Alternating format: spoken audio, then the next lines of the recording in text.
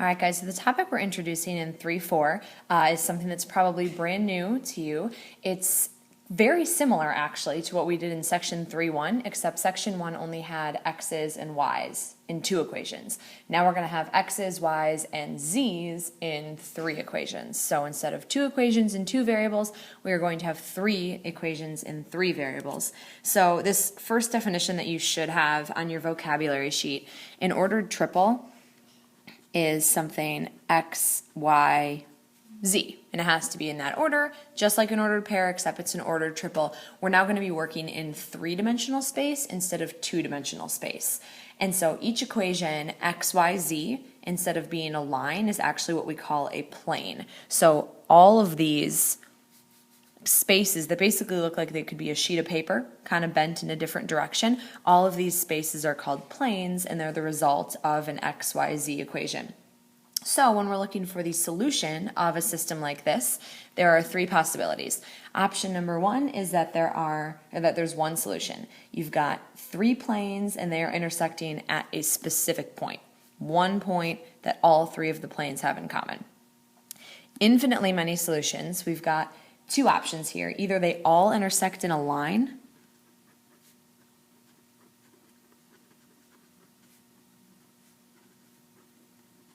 so all 3 of the planes have one line in common. You can see that almost looks like a pinwheel there. And so there are an infinite number of points on a line, so there are an infinite number of solutions. And then this situation here is when they're all the exact same plane. So they all intersect and they end up being the exact same plane. That's similar to what we saw in 3.1 when the lines were just right on top of each other. So in 3-dimensional space, that's the analogy for that. No solution, you've got a bunch of different situations here, but basically what it means is that there's nothing that's common to all 3 of them. Like here, these 2 have something in common, these 2 have something in common, so do these 2, but there's not a single point that all 3 lie together. Same with this, we've got 2 parallel planes and one that runs right down the middle, and here we have 3 parallel planes that have no intersections whatsoever. But either way, there isn't a single XYZ point that all of them have in common. So these are some different ways this could look. So just to give you kind of a visual of exactly what we're going to be dealing with, let's get into the algebra. Okay, so basically what we do with these examples is we do the elimination method. So I'm going to write that up here. So we're going to do the elimination method. So similar to what you guys were doing in example 1, except it's going to be like the elimination method on steroids, basically. So we've got 3 different equations. All 3 of those equations have 3 variables. There could be some in the future that only have 2, but we'll deal with that as they come. So to keep our organization, we are going to label these equations A, B, and C. That way I don't have to say 5x plus 3y plus 2z equals 2. I can just say A, and we can deal with that. So the way this works is we are going to do 2 rounds of elimination. 2 rounds of elimination are going to get us down to just 2 variables. Okay, so step 1, we are going to do 2 rounds of elimination.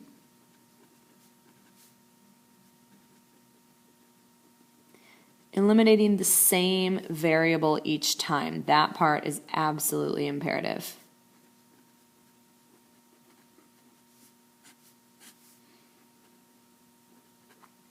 Okay, so what we're going to do is we're going to pick a variable that looks like it's pretty easy to eliminate. And all these ones are not bad. Like we could eliminate this x by multiplying it by 2 to cancel with this one, multiplying it by, or negative 2, multiplying it by negative 5 to cancel with this one. We could do the same thing with this y, multiply by negative 3 to cancel here, multiply by negative 4 to cancel here. Or the z, we could multiply by 2 to cancel here, or 2 to cancel here.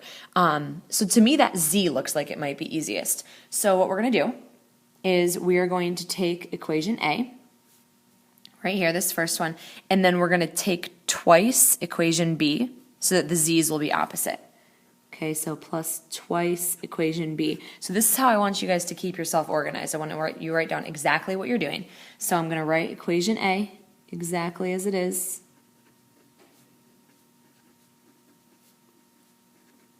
Okay, and then I'm going to double equation B. So 4x, 2y, minus 2z equals 10. Make sure you double everything. That'll be a really quick way to kind of throw your answer from the start if you forget to do that.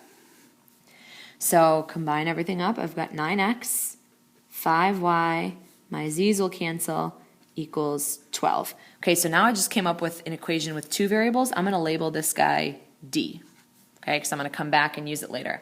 So now I'm going to do a second round, again, eliminating the same variable. I haven't used C yet, so I definitely have to use C. So I will start with equation C. This has a 2z. I can do the exact same thing and make this a negative 2z again. So I'll combine that with 2b, just like I did in the first round. So copy down C, no changes necessary. And then write down this same equation right here. That's double equation B.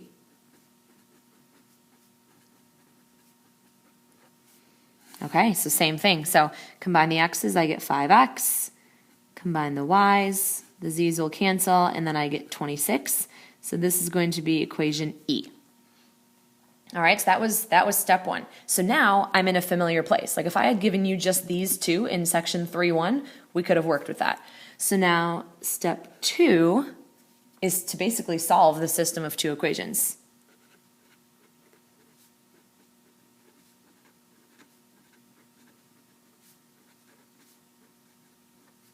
Oops, that should be a W, which is not a very good one.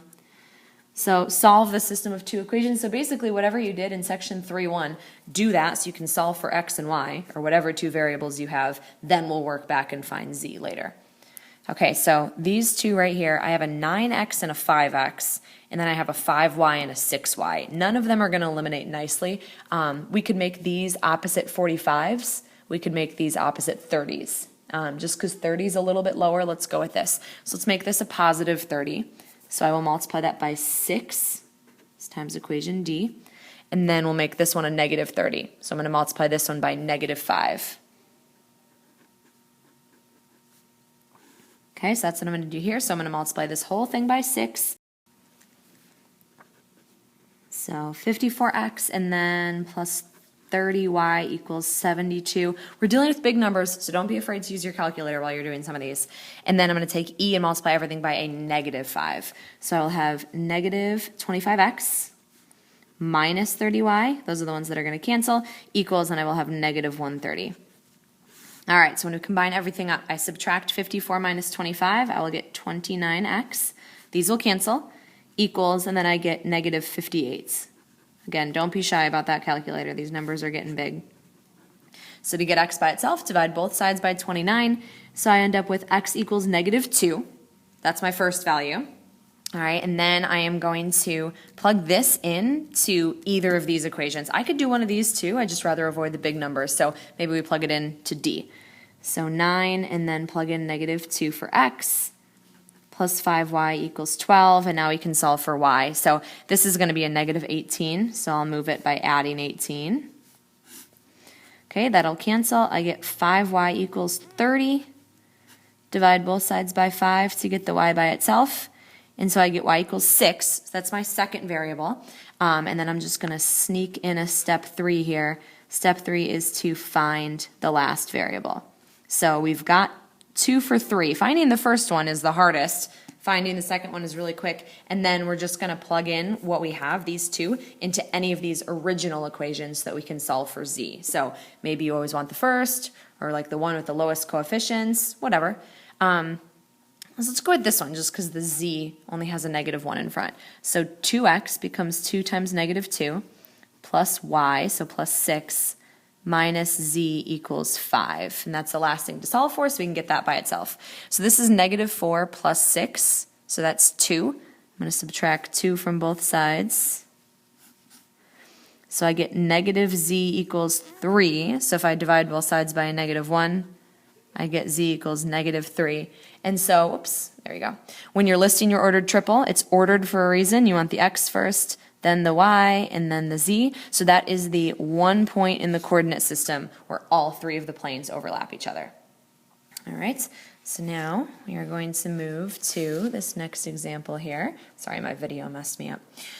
Example 2, okay, solve each system of equations. So same 3 rounds. We're going to do 2 rounds of elimination. So let's go with, let's get the y's, because this has a single y right here, and we can just easily multiply to get these two to cancel.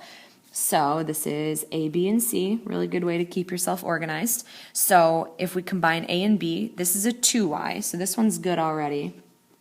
We're going to multiply this by a negative 2 so I can get opposite y's. Okay, so B is perfect, just the way it is, no changes necessary. And then I'm going to multiply everything in A by a negative 2. So negative 4x, negative 2y, positive 6z equals negative 10.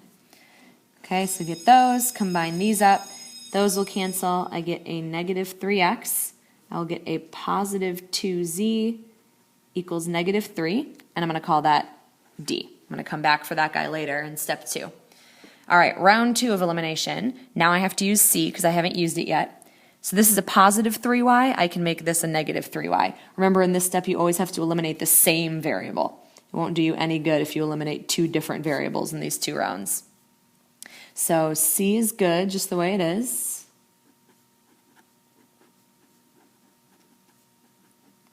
Okay, and I'm going to multiply everything here by a negative 3. So negative 6x, negative 3y, positive 9z equals negative 15.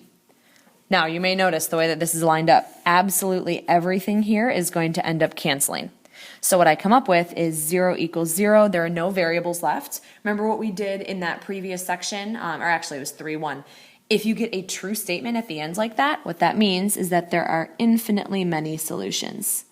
So it could be that they all intersect in a line.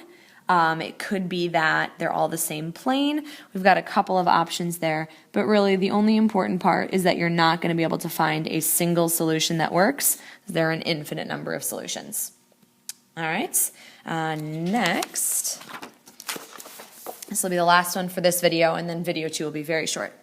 So this, we are going to do the same 3 steps. We're going to label these A, B, and C. Okay, and then it looks like, again, the y is probably going to be easiest to eliminate because you don't have to multiply by anything crazy. Always look for something that's by itself because it's easiest to manipulate. So in round 1, this is a negative y. So if we could get this to be a positive 2y, it'll cancel with this negative 2y. So let's take A and multiply it by a negative 2 and then leave B just the way it is. Okay, so multiply everything here by a negative 2. I'll have negative 6x, positive 2y, positive 4z equals negative 8. And I will line B right up underneath it. Okay, and I'm hoping you're seeing what's happening here. If you look on the left-hand side, all the variables are going to cancel. So we get a 0. And then on the right, we get a 3, which 0 obviously does not equal 3. That's a false statement. And so when you're dealing with a false statement, what you do is you say that there is no solution. Okay, so part A and B are similar. You don't end up with one unique solution, but you can either say there's infinitely many or you can say that there is no solution. All right, so that's the end for this first part.